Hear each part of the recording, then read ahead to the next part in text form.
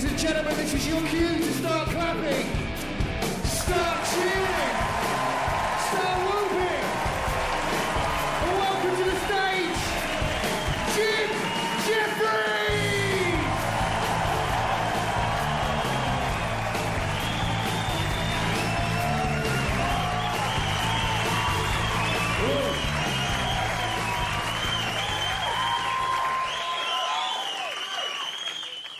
Thank you for coming to my show, Alcoholocaust. Look, it's a big theatre, man. I appreciate you coming out. People who are watching this at home might know that this is a fucking Monday night, so I appreciate how many people have come. I realise that in this economy, tickets for things such as comedy shows aren't that cheap. For men, for women, same price they've always fucking been, aren't they? Women don't pay for things like this. There's women in this room who have no fucking idea how much a ticket for this show costs. No fucking idea. Your husband came home, said, remember we're seeing Jim Jefferies? You said who, and now you're fucking here. Women don't pay. Basically, women are a bunch of cunts. To summarise, women are cunts. See, I don't know if women even know that drinks cost money. You know? Ugly chicks know. If you know that drinks cost money, you're a fucking ugly bitch. But otherwise, you're a good-looking girl. Good luck to you.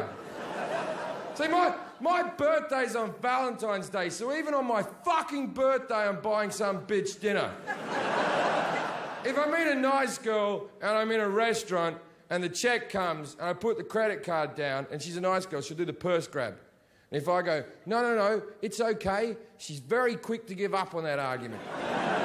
Other arguments you can keep going for fucking years. But that one she's ever so gracious about.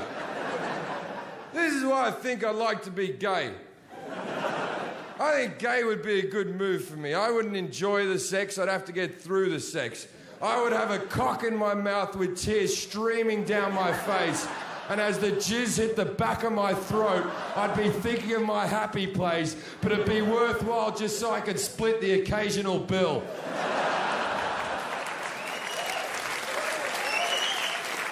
That's why gay guys are happy, and that's why lesbians are fucking miserable. Lesbians are fucking miserable people because they have to hang out with women all day. It must be fucking horrible. They must just be sitting there at dinner going, I'm not going to pay for this, bitch. I've just worn my best plaid shirt and shaved my head. She better treat me like a princess. Now, if there's any lesbians in the room, and I assume there's not because laughter's not your thing. But if there is, I'd like to apologise for that last joke. But if you hate men so much, stop trying to look like them. You never see a Jew dressed as a Nazi.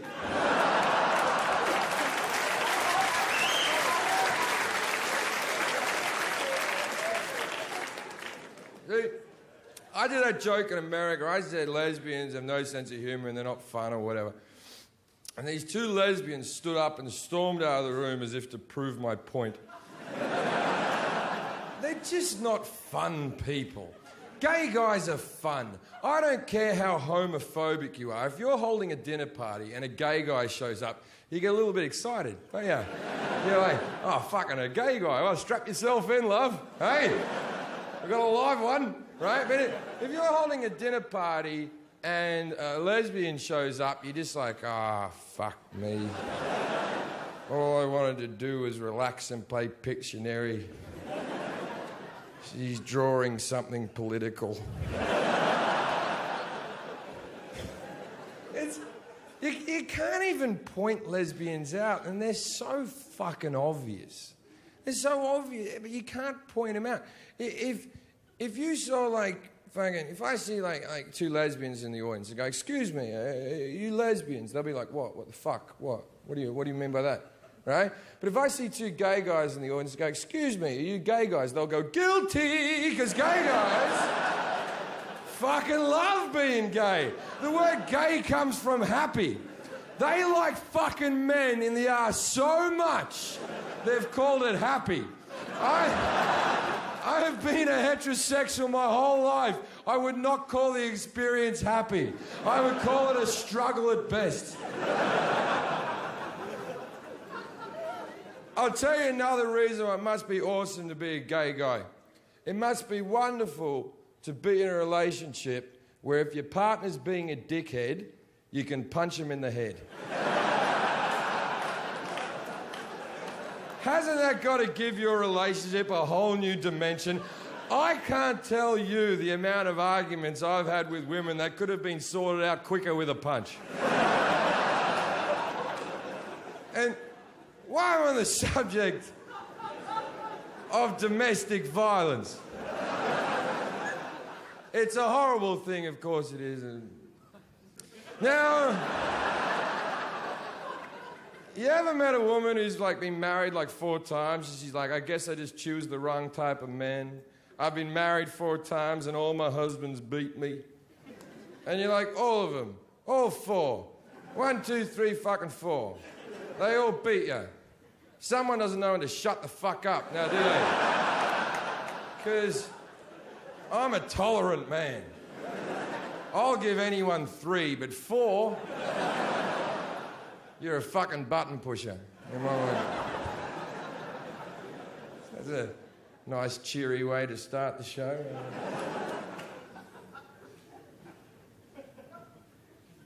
I do a lot of gigs. Well, not a lot. I do some gigs out in Iraq and Afghanistan and stuff like that. Which, if I was in an American crowd right now, they'd go, ooh, yeah. But I'm not, so I can be honest with you. I do it for money. And the first time... Over there, it's like I'm king of it. The first time I go do a gig in Iraq, they fly me and my manager in a passenger plane into Kuwait. Now, it turns out that Kuwait is a regular country that anyone can visit. Then, a military truck gets me and my manager and drives us over the border into Iraq and drops us off. And we're standing in the middle of the desert of a war-torn country. We can't see anything on the horizon. And I turn to my manager and go, good booking, fuckface. And then this helicopter comes in over the horizon and lands in front of us. And the blades are still going. And this soldier runs off and goes, excuse me, are you Jim Jefferies? And I went, what other white cunt were you looking for in the desert at this exact location? Then he hands me my bulletproof vest and my helmet. He's obviously wearing his bulletproof vest and his helmet. His are camouflaged. Mine, fucking blue. And I said, why do I have a blue vest and helmet? He said, that's so the enemy know you're a civilian. I'm like, does the enemy give a shit? That's my main concern, because I've never been a sniper. But every time I got off the helicopter, I was surrounded by soldiers protecting me. If I was a sniper, I'd be like, the cunt in blue looks important, right? So, we got in this helicopter. And we're sitting in this chopper. That's what we call them in the biz, chopper. And I'm sitting here, and I've got 2 soldiers sitting next to me there. My manager, Brett's sitting there. He's got 2 soldiers sitting next to him. There's 2 soldiers in the cockpit. There's a great big door open next to me there. And there's another door open there. And at that door, there's a soldier with a great big gun on a hinge with bullets coming out of it like that thing that Chewbacca wears. And we take off, and off we go to Baghdad. And as we hit the border of the city, I hear a great big bang! And these 2 small flares shoot out from the small wings of the helicopter, followed by a trail of smoke. And then the helicopter goes... Now, the reason they do this is when they get over the danger area, if there's a heat-seeking missile, it'll be distracted by the flares, and then the helicopter will fly at a range. Very clever. Now, they never told me this was happening. As far as I'm concerned, the wings have just exploded. And we're now plummeting to our death. And it's nice to know how you react under pressure. Because I reacted thusly by vomiting over my lovely blue vest, ironically making it more camouflage than it was before. And yelling out, we're going down! The two pilots, the soldiers, the gunner, they all start pissing themselves laughing. They're reaching through, they're high-fiving each other. It turns out they've been waiting for this joke for months. I'm cleaning vomit off myself going, you that was a good one. Thank you for defending my freedom. Right? So I sit back down covered in vomit in the helicopter. And so I'm trying to look out the door to try to unqueeze myself. And I'm looking out over the ground over Baghdad. By the way, Baghdad, beautiful city, untouched. And I look out on the ground and I see a little Arab fella with a handgun shooting up at the helicopter. Just once again, I freak out. We're being fired on! The gunner now is laughing so fucking hard. He's laughing even harder than he's before. He's laughing so hard he's killed over. The gun's just dangling out in a hinge. And I'm like, what's your fucking problem, man? And he's like, Jim, you're gonna have to calm down, mate. We're in a military helicopter with a bulletproof bottom. That's a handgun. We're so high up the bullets can't even reach us. They just sort of go... And then I jokingly said, I bet our bullets can reach him. And he went, oh, yeah.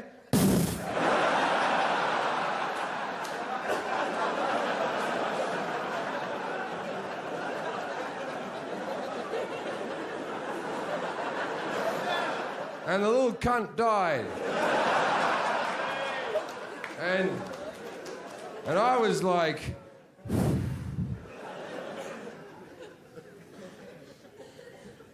I was just saying, mate. I was just saying. I didn't want to ruin anyone's day.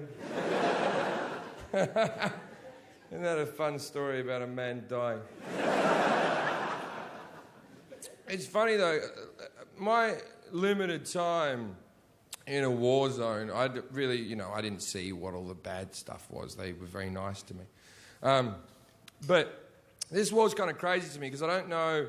historically how we're going to talk about it. See, like my grandfather, he fought during the Second World War for the Japs, weirdly enough. No, for the Australians. He killed a lot of Japanese, hated them till he died. Love the food, hate the people, he used to say. What a complex man. And I used to love listening when I was a kid, listening to him tell stories about killing Nazis. There was always something exciting about it, you know. I just don't know what I will tell my grandson about what's happened in history now. I imagine I'll be 80 years old, I'll be sitting in my chair, and my grandson will be out on the floor looking up at me adoringly, and I'll go, now, there used to be these people called Arabs. And they lived in the Middle East, or as you call it, the radiation zone. In 2020, President Macaulay Culkin got really upset with the Arabs and he nuked them all. But what Macaulay Culkin and the rest of the Americans hadn't realised was that China had slowly but surely become the superpower of the world. So while the Americans were nuking the Arabs, the Chinese nuked the Americans. And that's why we have no Americans and no Arabs. And then my grandson will look up at me and go, Masha Ba'wa.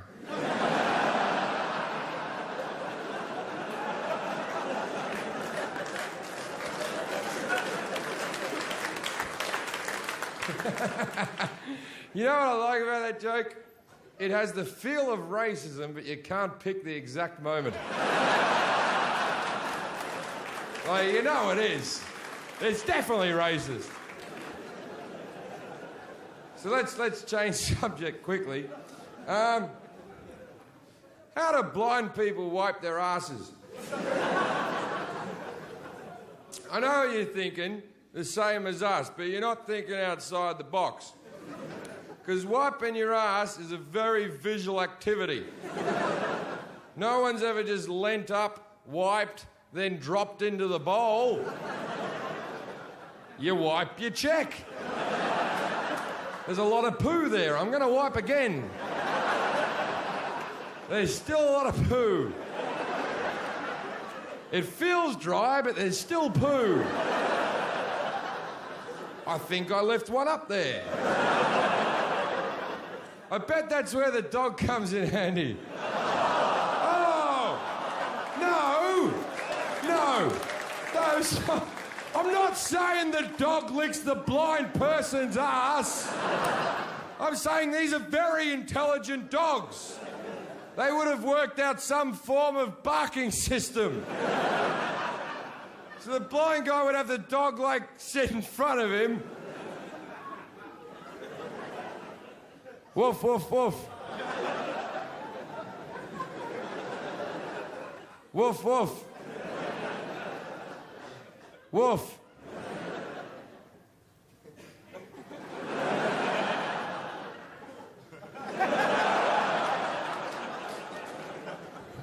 And they'd probably work out some special Morse code bark for when there's blood in the poo.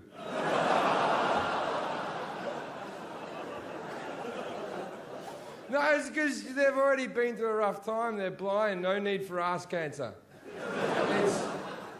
Not that blood always means ass cancer. I suffer from hemorrhoids, have done since I was 22 years old. And it's a very young age to get hemorrhoids. But there's a lot of blood involved. If you've never had one, there's a lot of blood involved in a bad hemorrhoid. I've had toilet bowls that look like abortions. No, I'm not. It's not good. And the first time when you're 22, when you get one, your brain goes to ass cancer. You're like, oh, I got ass cancer. Because no one ever tells you about hemorrhoids when you're young. Your dad never sits you down and goes, when you get a bit older, you'll be pushing a poo a little bit hard and a small portion of your asshole will fall out. Now, it's nothing to be alarmed about. It's just part of becoming a man. So the first time I got a hemorrhoid, I didn't tell anyone because I thought I was dying, obviously. And I go to see my doctor, the same doctor I've had my whole life, and he makes me, I got ass cancer, and he makes me bend over a chair. And then he gets a rubber glove on, he sort of prods around my ass a little bit. And he goes, you've just got hemorrhoids there. And I said, I thought that only happens to old people and pregnant women. And he went, and you?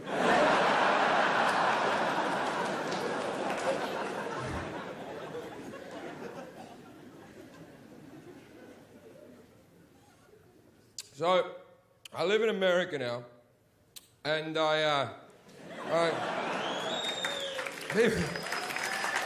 people get so entertained by that, but where else am I going to put them? We'll put that away for continuity in case they cut the jokes up differently.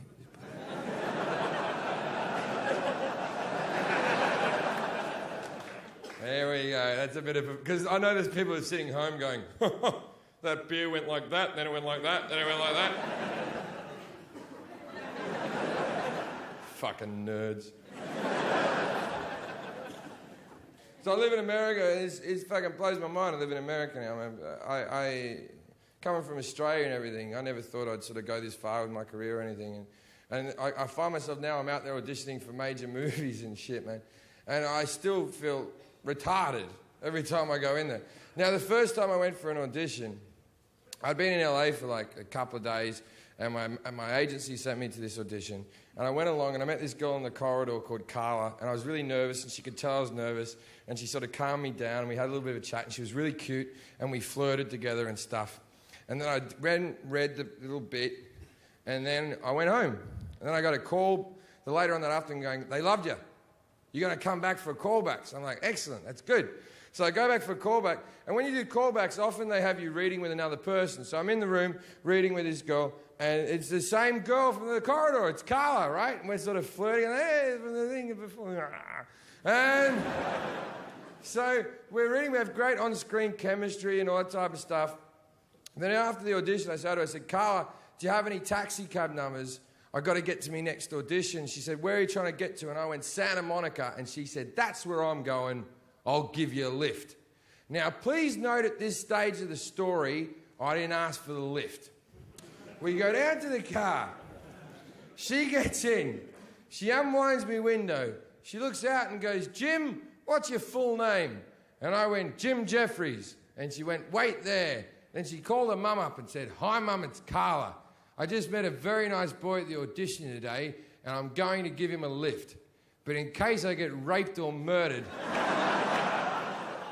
his name's Jim Jefferies. So if you don't hear from me in an hour, assume something bad has happened and call the cops.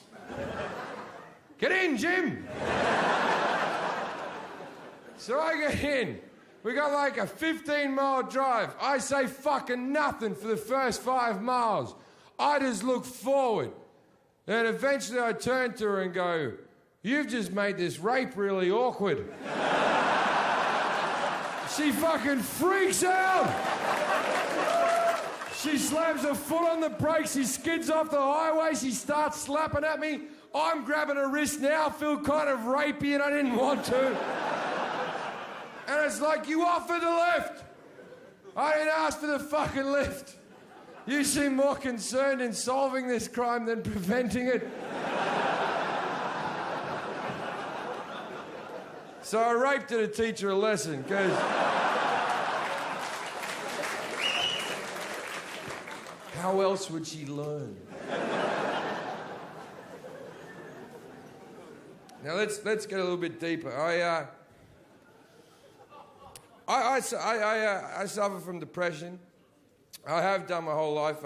I've been suicidal on and off for the last sort of 10 years, and it's something that I sort of deal with on a day-to-day basis. And I'm on antidepressives, but on the box it says they don't work if you drink, so I'm not on antidepressives.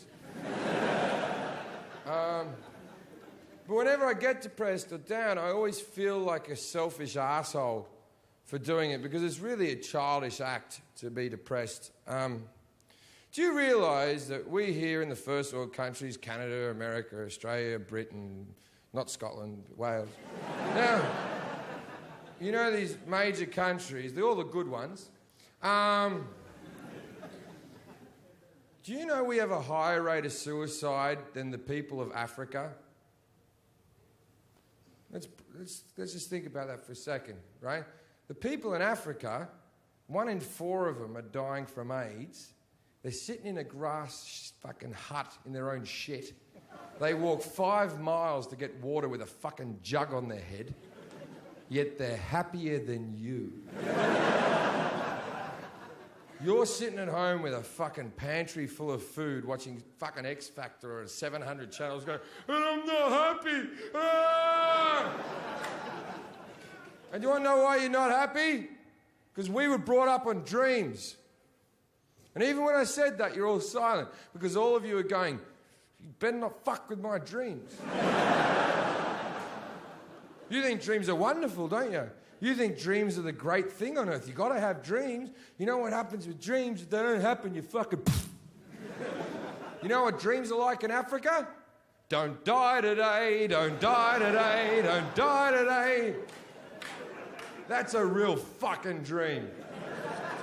And I'm as guilty as you, man. When I was a young comic, all I wanted to do was get on stage for 5 minutes and make people laugh. And then I thought, fuck that, man. They better pay me. And then they started paying me. And I went, I'm better than these cunts. I better be a headline act. Became a headline act. Then I went and did the Edinburgh Festival, did fucking that. And then I went, all right, I better go over to America. I went over to America. I recorded my own DVD in America. And then I was like, yeah, that's too fucking right. Now I want to be a movie star. And you know what? I'm not a movie star and I want to kill myself. That's retarded. I have gone further than a man of my looks or intellect should ever fucking go. And at this fucking moment, I'm in a sold-out theatre in fucking London, in the West End. This would be a dream of mine as a child. And you know what I'm going to do tonight? Cry myself to sleep.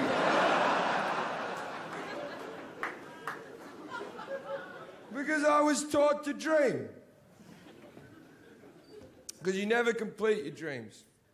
You do complete them, but then what you do, you put another one on. And then another one on. And then when you die, you'll be on the deathbed going, my dream is to see my grandkids again. Then they don't come, then you die fucking miserable. You're never going to complete all of them. No one's ever gone, oh, I got no more dreams left, I'm fucking done. So I'm not going to dream anymore. Fuck that. I'm going to make little tiny achievable dreams that I can achieve. Like, for instance, I was drunk last night. So my dream for this evening is not to shit myself on stage. Now it might happen. It might not happen, but if it does happen, I'll wash myself off and start again because I'm a dreamer. But it's not our fault. This is bred into us. This is in our psyche. You can't fix things that have been said to you as a child. Like when we were at school, we had school teachers stand in front of every single one of us and go, if you work hard and you put your mind to it, you can achieve anything. You know what that was? That was a fucking lie. You can't achieve anything. Nobody can. Don't put that pressure on yourself. Everybody in the world has limitations. No matter how hard I think about it, no matter how hard I practice, never be in the NBA because I'm a fat white guy, not a tall black guy. Like, do you remember that fat fucking dumb ugly kid who couldn't fucking catch a ball? You know those kids that are like if he was like 1 IQ smaller, he'd get benefits, but he's just on the border of retardation, right? That kid was told he could achieve anything. Right? You know what they should have done with that kid? They could have gone, oi, Kevin, you fat prick.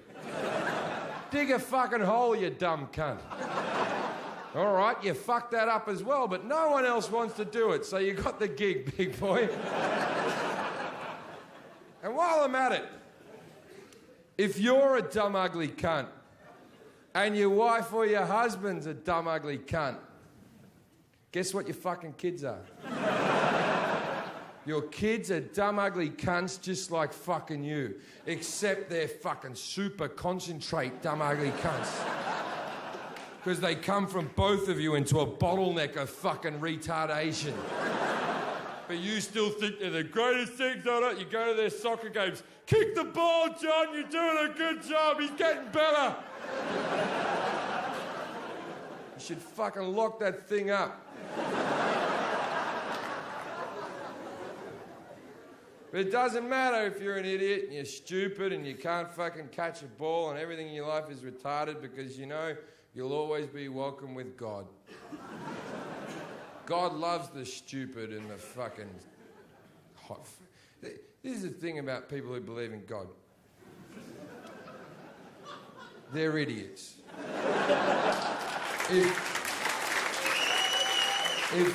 And there's no dancing around it. You're a borderline fucking mentalist. You're an idiot. You're like a 13-year-old kid who still believes in Santa. Oh, I'm still gonna get killed. Oh, fuck you. You know, I don't hate people who believe in God. I don't hate them, right? But I just don't want to talk to them. I don't want to be around them. It's like how I don't hate the mentally insane, right? But the mentally insane and religious people are the same fucking bag. If I'm standing at a bar chatting to either of them, eventually I'll walk away going, okay.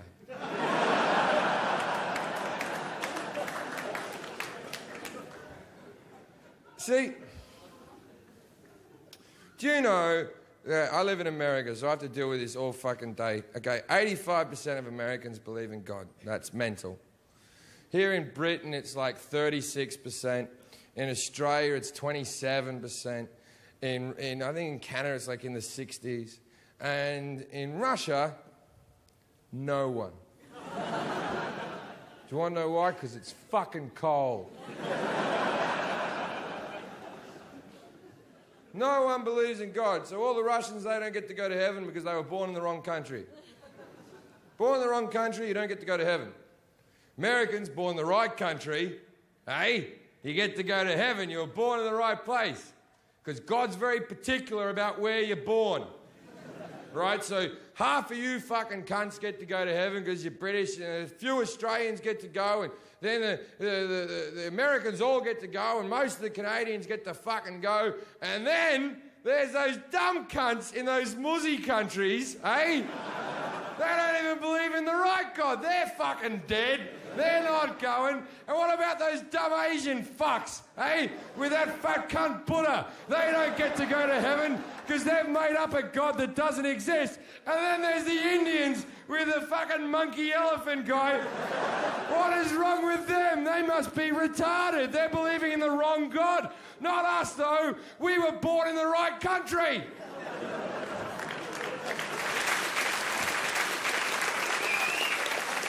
Because God selects countries. That's why they always say, God bless America. Because the world's billions of years old, and America's 250 years old. And that's when God decided to choose a team.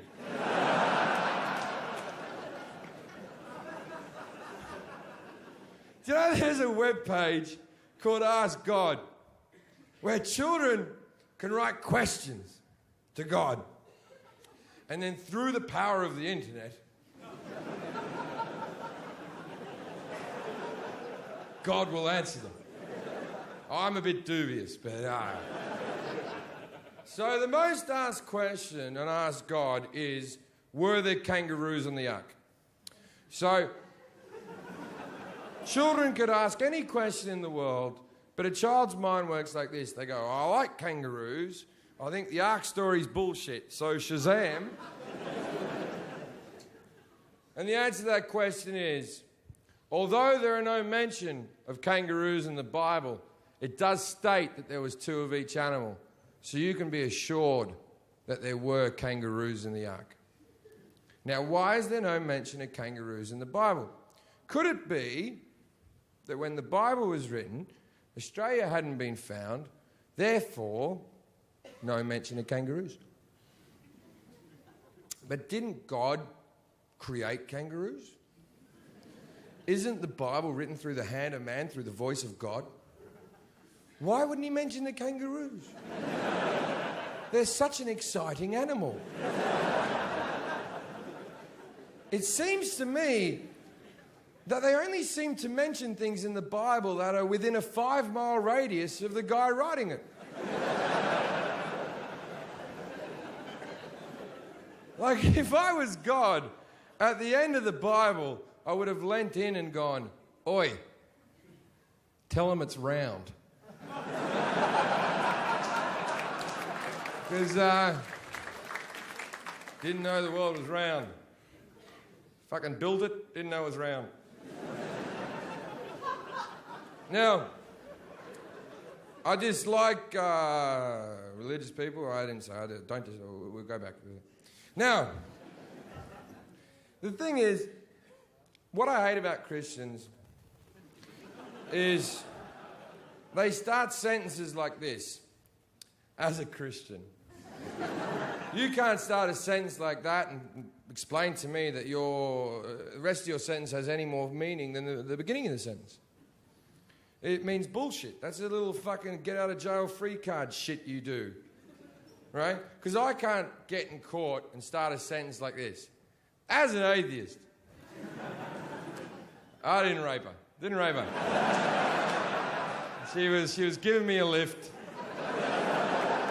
And now, when I started this show, my first routine was about how lesbians were fat, ugly, useless, with no sense of humour. And you couldn't applaud more. Then I killed an Arab man from a fucking helicopter. Just shot him dead. Then I said that there's no that Christians are bullshit and there is no God. And that's the moment when half the audience chose to be offended. Was that the fucking moment that got you? How very Christian of you towards the Muslims and the lesbians.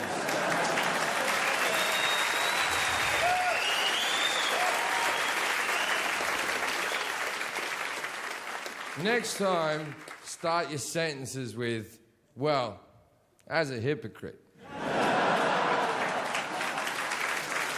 Now, I'll tell you this last thing about you think you're a good person because you have Christian values. Do you want to know what Christian values are? Christian values are a load of shit. What are Christian values? The 10 Commandments. What are the 10 Commandments? Very sensible rules to live your life by. But you know what's a load of shit about them? The fact that you had to have them written down. The fact you couldn't figure out internally not to kill people. Don't steal. Really? You should just know these. These should be internal in you. The Bible is too wordy. All the stories are too wordy. The 10 Commandments are a load of shit. You don't need all these things. The Bible should be one sheet of paper. And on that sheet of paper it should say, try not to be a cunt. And if you do that every day, you'll be a good person. We're trying to sell this show to the Americans. I don't like our chances. So let's do something we can all enjoy. Sometimes when I'm fucking a chick, I go to fuck them again in the morning and they'll say something like this. No.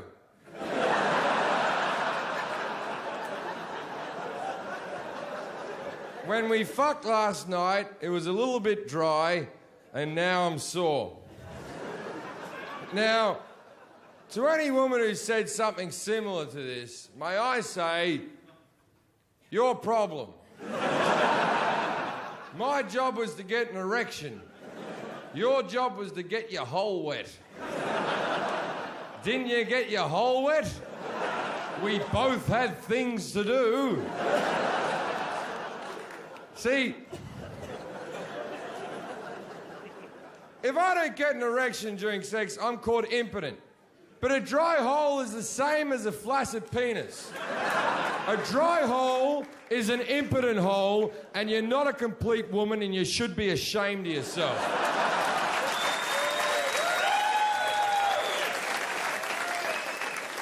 But women don't take responsibility for the dry hole. If I go to fuck a chick tonight and I get too drunk, which I will, and I go to fuck a chick and I don't get an erection, she'll go back to friends and go, oh, I went to fuck that Jim Jefferies, he couldn't get an erection. But if I go to fuck a chick and she doesn't get wet, she'll go back to her friends and go, I fucked Jim Jefferies, he didn't even get me wet. Do you see the problem there? I'm in charge of everything. It's like, I used to fuck this chick for a while. I stopped fucking her. She sent me a text. Well, I just stopped calling her. Just ignored her. And she sent me a text message a month later that went, oh, by the way, you never made me come. And I was like, really? You think you're the one who makes me come? Do you want to know who makes me come? I make me come!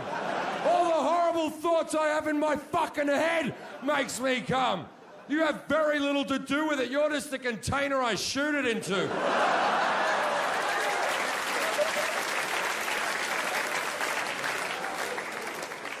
But let's go back to the dry cunts. There are women in the room who are thinking, maybe I wouldn't be dry if there was a bit of foreplay. Let's explain foreplay. Foreplay is what we do to each other to get each other ready for sex. If I have an erection, that means I'm ready for sex. And I'm all foreplayed out.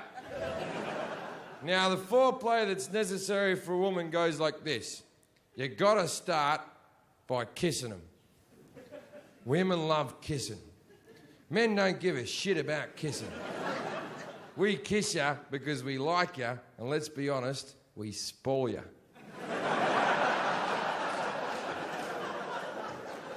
Men don't give a fuck about kissing. Used to like kissing when we were in our early teens. Then someone sucked our dick. And then, what's this kissing thing? Why am I kissing this person? Why would I ride on the swings? I've already been to Disneyland. But we kiss you because we like you and we're a charitable bunch. Then you start kissing down the neck. Now, the whole time you're doing this, you're working downwards towards the cunt. Now, you know you're going to the cunt. She knows you're going to the cunt. Everybody knows you're going to the cunt.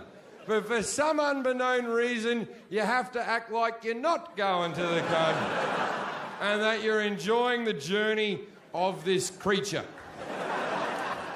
Women, you got to give them a journey. Men don't give a shit about a journey. If a man's driving from point A to point B, we fill the tank, we get on the motorway, we make good time, right? Where women, you got to give them a fucking journey. You got to take them by the water or antiquing or some shit.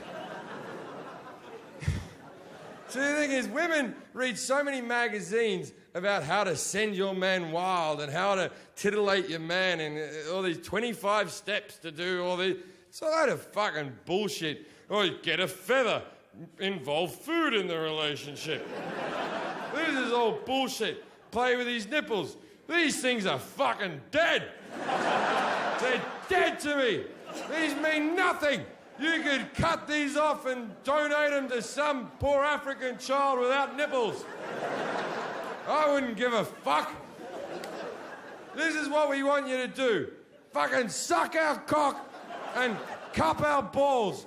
And when you're sucking our cock, look like you're in a bit of pain because we enjoy it if you look uncomfortable.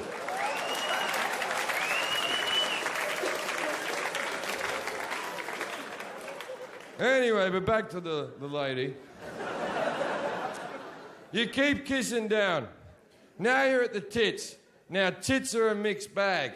Some tits you got to be firm with, some tits you got to be soft with, some tits you can bite the nipple, some tits don't even go into the nipple. Tits are like golf. You play the course you're on. Then,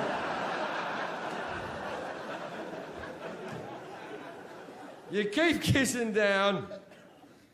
Now you're at the cunt. But even when you get to the cunt, you have to act like you're not at the cunt. You have to act like you've stumbled upon the cunt by accident. So you'll be kissing like a dimply bit of thigh here, and the cunt's there. And you have to sort of almost, oh, hello. I was visiting Dimply Thigh. I forgot you lived down here. No, always a pleasure, never a chore. Do you mind if I pop in? Then you lick the whole general cunt area. Then there's a bit at the top of the cunt. If you lick that, they seem to enjoy it. This all takes between 10 and 40 minutes. And she might be wet. And that's the foreplay that's necessary for a woman. Now, the foreplay that's necessary for a man, we just need to see you naked. Maybe you need kisses, caresses, compliments and licks, when all we need is you. Maybe we take our relationship seriously.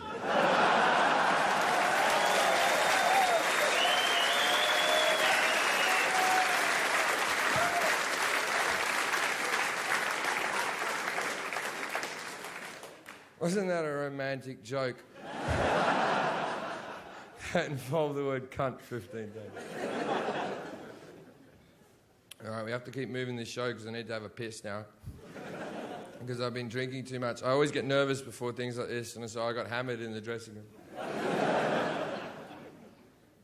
The show's called Alcoholocaust, and this, because I'm planning, because to me that means the death of alcohol, because I'm planning to stop drinking after this Edinburgh Festival. I'm not promising, but I'd like to. This might be the last DVD I record where I'm drunk. So The next DVD is going to suck balls.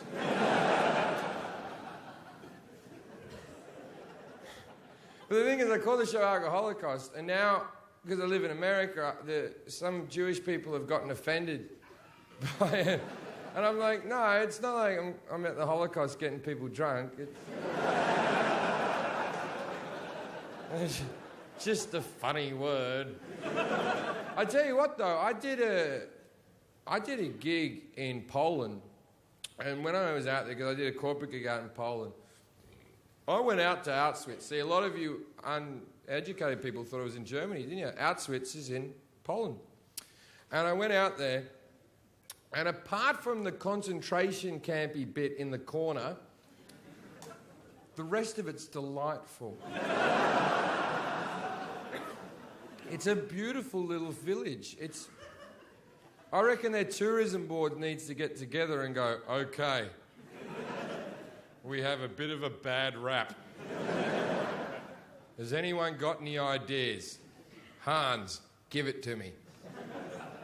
Yep, that's true. We do have the biggest tower of second-hand shoes in the world. I don't know if that's a keeper, but write it down. Johan, even though that's a Scandinavian name. Pizza festival, you say? As we could cook 400 pizzas at once. This bit won't be in the DVD. It's a funny joke, though.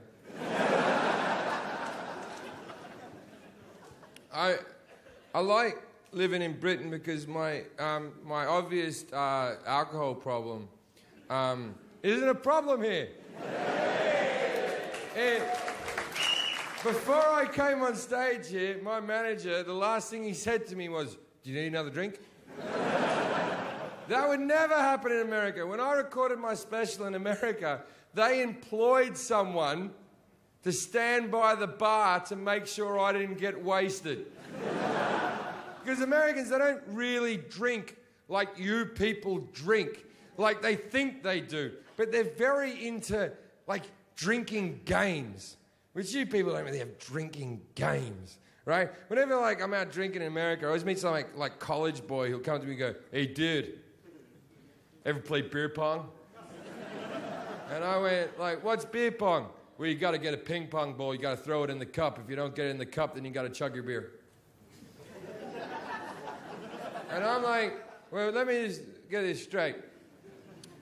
I'm trying to get drunk. And you're putting an activity in front of me that may impede me from getting to my beverage. I said, they have a drinking game in England. Do you want to know what it's called? Drinking! And this is how it's played. What you do is, you have a drink, then you get another drink, you have a drink, have a drink, have a drink, have a drink, have a drink, have a drink, have a drink. You do this as fast as you can. And if you get so drunk that your friend has to drive you home, then you fucking win.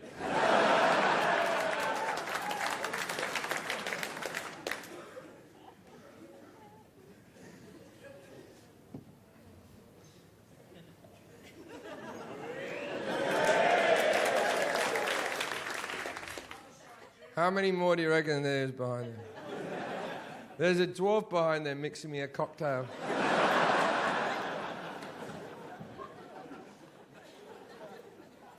I am fucking drunk now.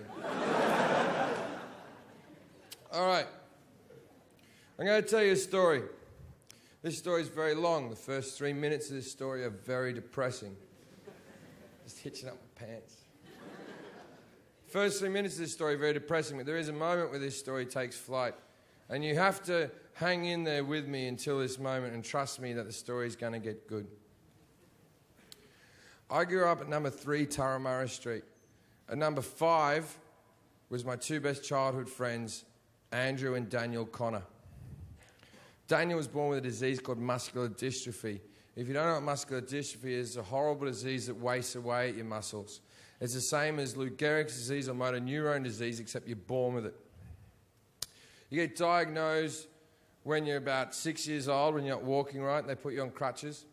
By the time you're 10, you're in a wheelchair. By the time you're 20, you're in a completely vegetated state.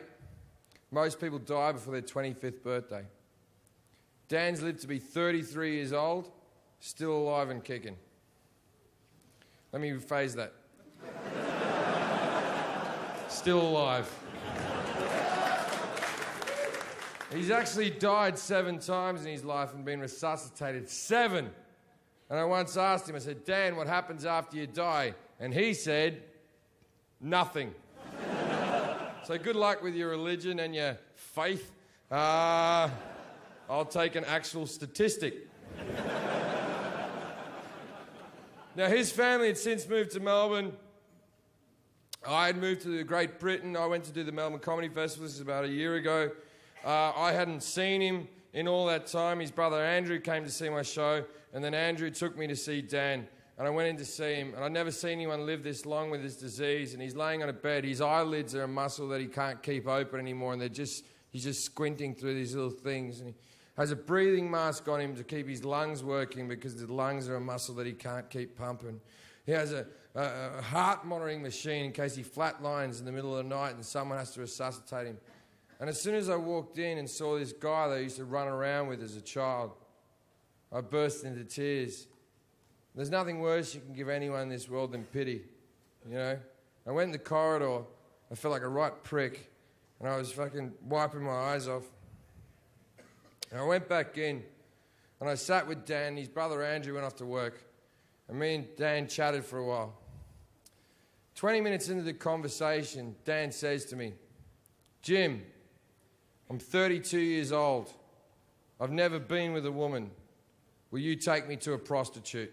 And that's where the story picks up, ladies and gentlemen. Because I went, fuck yeah! And he went, but don't tell my brother, he wouldn't understand. I said, that's where you're wrong. I have known your brother my entire life. Trust me, he will understand. And against Dan's will, when Andrew came home from work, I pulled Andrew aside and said, Andrew, look, here's the deal. Dan's asked me to take him to a prostitute. I'm going to do it whether you like it or not, but I think as his brother, you should come along and help out. And Andrew went, we're not doing it. And I went, why? And he went, it'll kill him. And I went,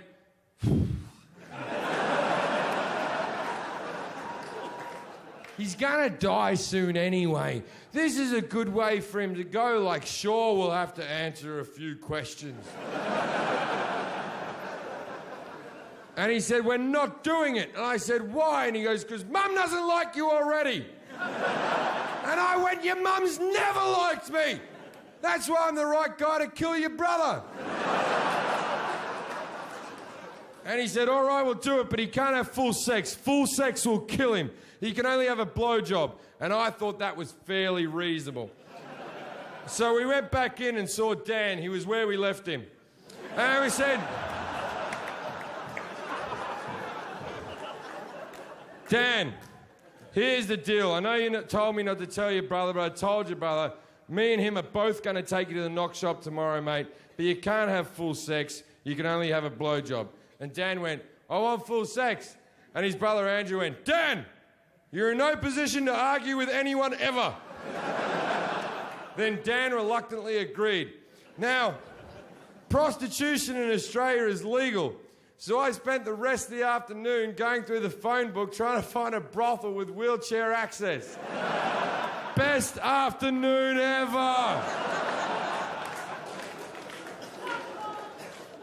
Eventually I found one, the biggest brothel in the Southern Hemisphere, the Daily Planet, or as the Australians call it, 4 floors of whores. It's a 24-hour brothel because Australia's a go-ahead country. So we decided we were going to go early in the morning, like real early, like 6 a.m. We wanted to go when the place was quiet and we weren't going to cause a scene. So we wake him up at 6 o'clock in the morning. It's hard to tell if he's awake. And we get him in his chair. Now, he hasn't got your bog standard fucking wheelchair. He's got one of those big sort of silver-looking things with the truck tyres on it. I think the model's called a Hawking. And Even though his muscles don't work, they get sore. So this thing can move him from side to side and back to front and even into a full bed. So we get him in the chair, then we order a taxi. And then it's not like you have black cabs out there. It's like a normal car, but they've modified the back to go higher. And they drive him up through the boot. And they strap him in there. And he sits up high with windows all around him like a big retarded pope. Or as the Catholics would say, the Pope. And we drive off to the brothel. Now, when we get to the brothel, it takes 10 minutes to get him off the taxi. I see this as my window of opportunity. So while they're getting him off the taxi, I run into the brothel. Now, there's two ways that brothels work. Either the prostitutes will stand in a row in their lingerie and you just pick the one that you want. Or they'll stand around in a bar in evening gowns and high heels, and you walk up to the one that you like the look of, chat to her for a bit, act like you've got some type of connection with an Eastern European woman, then take her upstairs and fuck her if you need your life to be this delusional. This is one of these situations. So while they're getting Dan out of the cab, I run into the brothel and go, "Everyone, quickly, gather round! I haven't got much time." And these 14 bemused hookers shuffle over and I went, "Look, here's the deal. I have a severely disabled friend with me. If you're not up for it, speak now or forever hold your peace." And one of them went, "How bad is he?" And I went,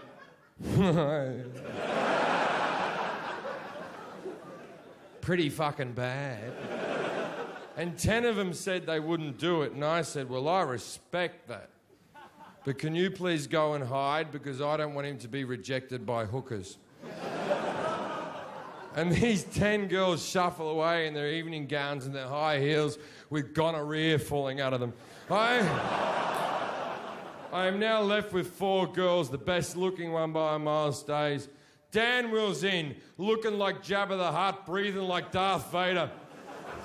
2 of the girls run away and I'm like, "Are you fucking kidding, you sluts? I just asked you nicely." So we're now left with 2 girls. The best looking one's there, the other one's a fucking troll. Now, out of respect for the ugly one, I go to Dan, I go, "Dan, there's only 2 girls working today, mate. Which one do you want?" And he said, "The one in the green dress." Now, neither of them had a green dress. I stand up and look at Andrew and went, "What the fuck is all this about?" And Andrew went, "Oh yeah, his eyes are fucked as well." Now, it turns out that Dan's colourblind. It's not part of the condition, it's just unfortunate. So I sat with the hooker. Now I'm going to pay for everything. Now, the reason I'm going to pay for everything is simple. I told Dan and Andrew that I would pay for everything as long as I got to tell this story to hundreds of thousands of people in the future. And they said, "Of course you can, Jim, but be respectful and change our names." Which sounds like the right thing to do now, doesn't it? Now, I haven't changed their names.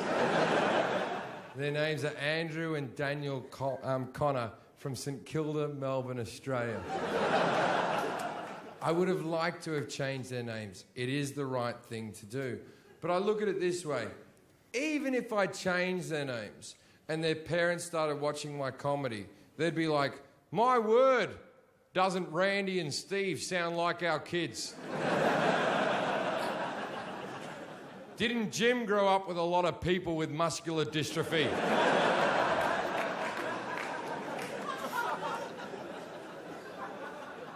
So I sat there with a hooker and I said, "How much for the half hour?" And she said, $180. And I said, "I'll give you $250 because I realise this is a specialty thing you're doing."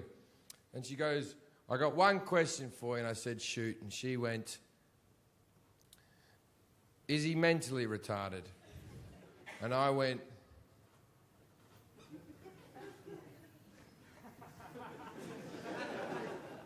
Oh, yeah. That's what I do. I find mentally retarded people and take them to prostitutes. I'll be masturbating in the corner. He doesn't even know he's here. And she went, okay then, but if there's two of you, we'll go, no, he's not mentally retarded. It's his choice to come here. There's a good chance he'll die. And she went, what am I meant to do with him? And I went, I don't know. I've never been a hooker. But I'm thinking, give him a bit of a show, dance around a bit, rub your tits in his face, then suck him off. But don't sit on him or fuck him. It'll kill him.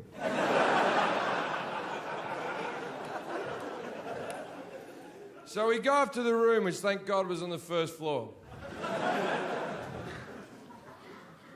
And me and Andrew look at Dan like two proud parents watching our child go to school for the first time.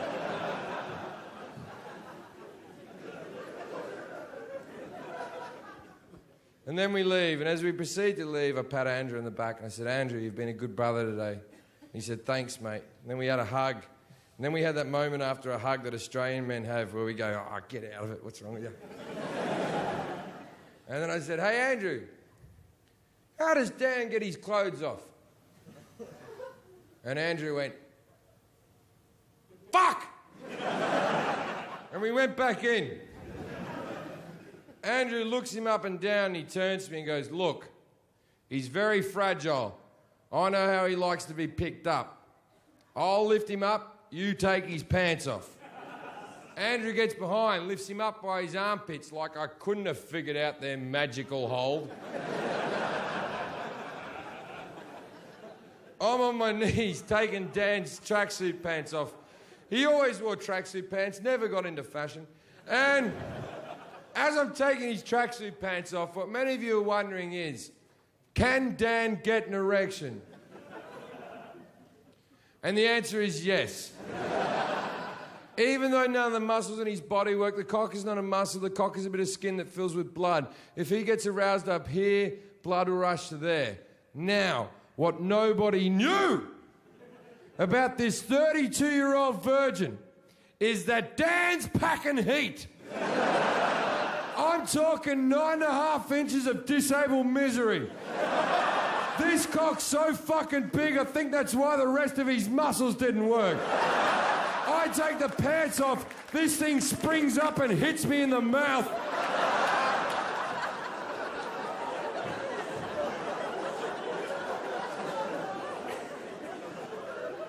Then the hooker goes, let's do the light. Let's explain the light. When they legalised prostitution in Australia, they didn't legalise it in all forms. For instance, you cannot get a street-walking hooker, you cannot get a prostitute to your hotel room. You can only go to a brothel in a safe environment where they have security for the girls in case a man shows up being drunk and dickhead or whatever. And also it's safer for the people who go to brothels because the girls get tested for STDs every month. So arguably, you're better off in Australia fucking a prostitute than picking up a girl in a bar. But I'm not going to have that conversation again. Oh my... You try explaining that to a girlfriend, it's a fucking minefield. But also they make it safer for the girls. If you're a guy who goes to a prostitute, you have to undergo the light. Let's explain the light. It's very simple. Sounds like what it is. You put your cock under a very bright light and they look around the shaft to see if there's anything untoward. Then they get a magnifying glass out, go through your pubes to make sure nothing's running around. It's not a big deal. I've been rejected heaps of times. Now the chair's here, there's a bed here, there's a hot tub there, the light's over there. Now we try to get the chair past the bed and the hot tub, but we can't get it through. So me and Andrew walk over the hooker and we're whispering because we don't want Dan to hear, and we're like, We can't do the light thing. And she goes, if you don't do the light, I'm not doing it. And me and Andrew went, come on. He's a virgin. What's the worst that can happen? And she whispered, actually, I'm more concerned about its cleanliness. And then his brother Andrew said loudly and proudly, I washed it before we came out. Now, you may think you're a good brother, good sister, good mother, good daughter, whatever the fuck you think you are in this world. But you're nothing until you've washed your disabled brother's cock to take him to a prostitute. That is love, ladies and gentlemen. Tangible fucking love. So we looked at Dan. Everyone agreed it was time to go. We looked at Dan. And me and Andrew looked at him and went, we're going now, mate. If you've got anything you want to say to us, say it now, because we're going to leave, mate. And this is what Dan did.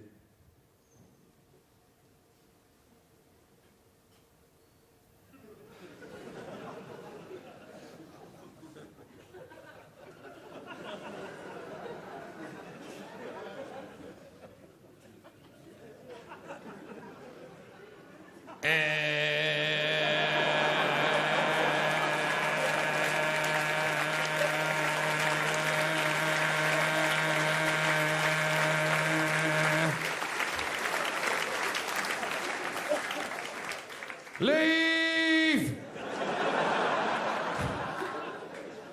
So, me and Andrew went back down to the bar and we hanged out with the hookers. There's like 10 of them sort of mulling around, yeah. We're standing there. We don't know what Dan's up to, but we're standing around the bar with all the hookers. And then 5 guys from London walk into the bar who are obviously out of their fucking skulls on coke.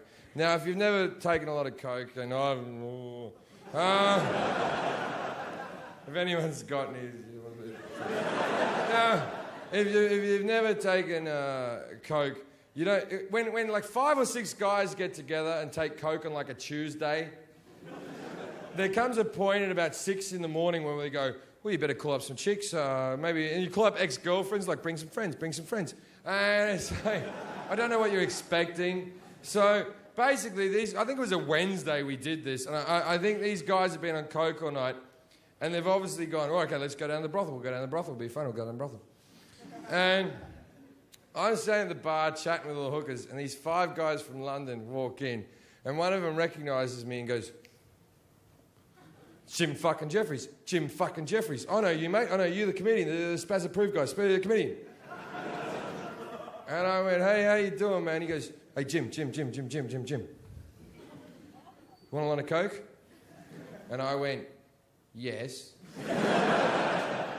And I went up to the toilet and did a line of coke. And I come back out, and obviously I've left Andrew alone for too long. And he was sort of panicking all by himself. And I sort of walk in like, what's wrong? And he goes, what if we've done the wrong thing here? What if he's in there dying right now? What if he stopped fucking breathing? Or what the fuck, his heart stopped? What the fuck are we meant to do? I said, not a problem. I'll resuscitate him. And he said, do you know how to do that? I said, no, I don't, but how hard can it be? Push, blow, blow. I haven't embellished that in the slightest. That's the exact thing I said to him. Push, blow, blow. Then the prostitute walks back in the room, who was with Dan. So I'm standing with the 5 coke fiends, 10 prostitutes. She walks in the room. It's like that moment in a movie where the needle on the record just sort of goes, eh, and everything stopped. And she walked in and she said, well, it's over. And me and Andrew in unison went, is he dead?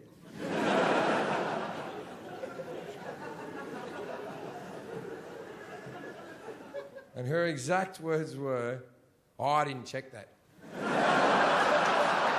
So, me, Andrew, the 5 coke fiends, the 10 hookers, we all run to the room. Now he's not dead. His chair's back in the upright position. His cock is still sitting up majestically, covered in jizz and spit. But for a man who an hour ago couldn't lift his eyelids, he was sitting there like this.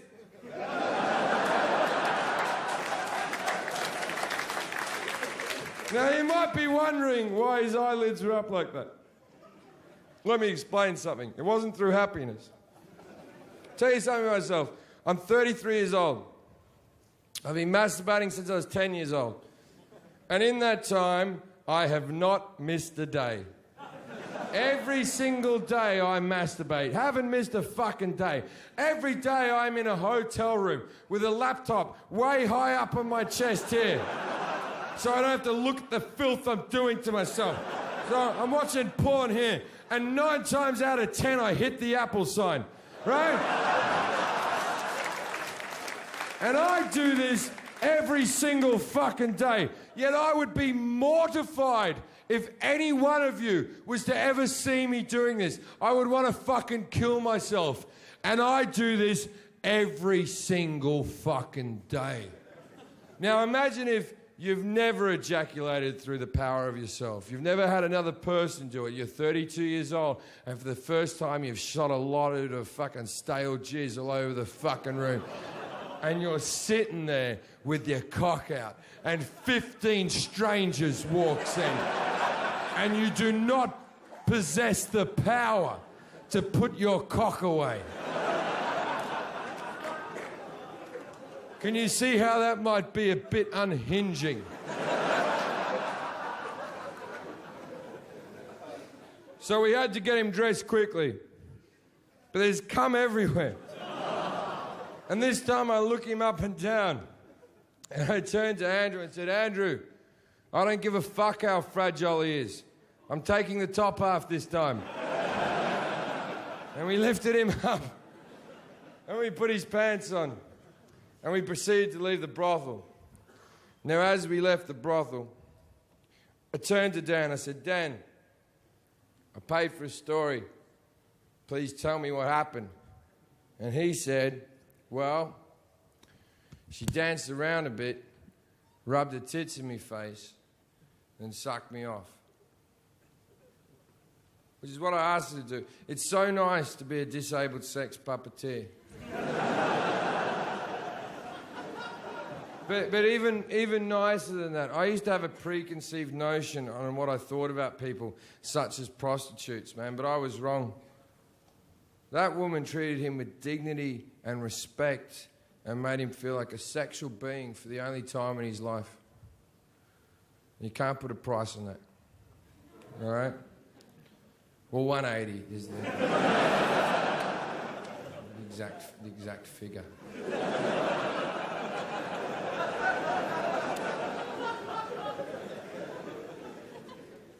Then we go up front and we go to call a taxi, and the taxi driver who drove us there is still sitting out the front in his car, and he winds his window down and looks out and goes, "I'll drive you home for free. I just need to know what happened." Thank you very much, ladies and gentlemen. Good night.